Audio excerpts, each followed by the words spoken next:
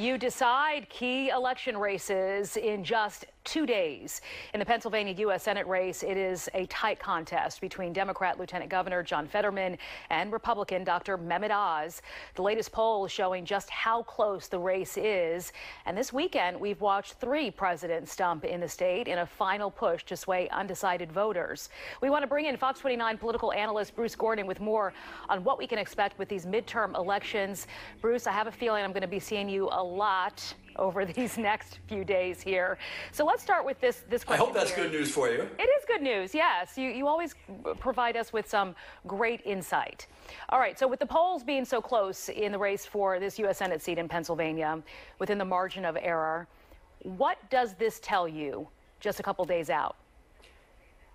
Well, it tells me that this thing is razor close. There's no question about it. The polls, frankly, are all over the map. There are several polls out that show Mehmet Oz with a little bit of a lead, several others that show John Ftterman with somewhat a larger lead. But again, both sides can claim victory depending on the poll you're looking at. And of course, some of these are partisan polls, so you expect some of these results to come out the way they do. But it's very close, and really what it boils down to now is getting your voters out.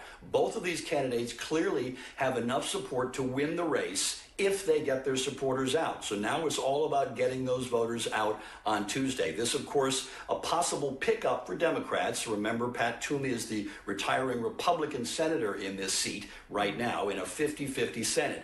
So there are about a half a dozen or so races around the country, Senate races, that are razor-thin margins, could go either way. Democrats hope for a pickup here because they know they may lose a seat elsewhere, for example, in Georgia, where Herschel Walker and Raphael Warnock are battling it out. So this is vitally important. All of the networks are here in Pennsylvania, in Philadelphia in particular, to watch this thing because this could determine the balance of power in the U.S. Senate. And really, Republicans just need one new Republican to shift the power in the Senate, correct?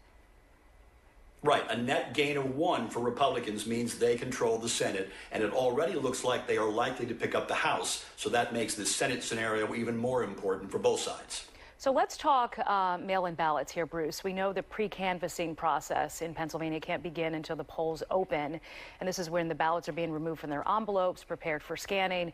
Reports say more than 1 million ballots were requested. So does this mean we won't know who wins before we all go to bed on Tuesday?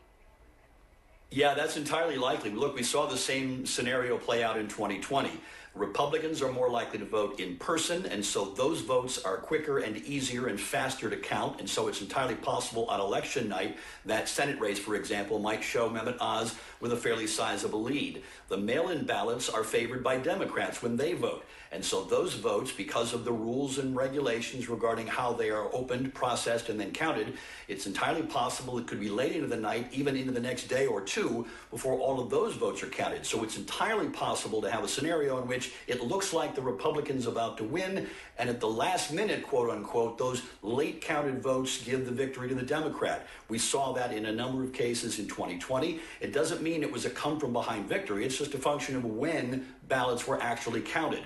But don't be surprised if that happens again. And also, there are several thousand, at least, mail-in ballots that have already been determined to have some problems with regard to the date, an incorrect or missing date on those ballots. They've been set aside for the moment, and the race is on to get those things corrected so those votes actually count. But that's in a race this tight. That could be big in that Senate race. And this is all typical with these elections these days as well. Thank you so much, Bruce. We appreciate your time. Again, Election Day is this Tuesday, November 8th. Stay with Fox 29 for all the results as you decide.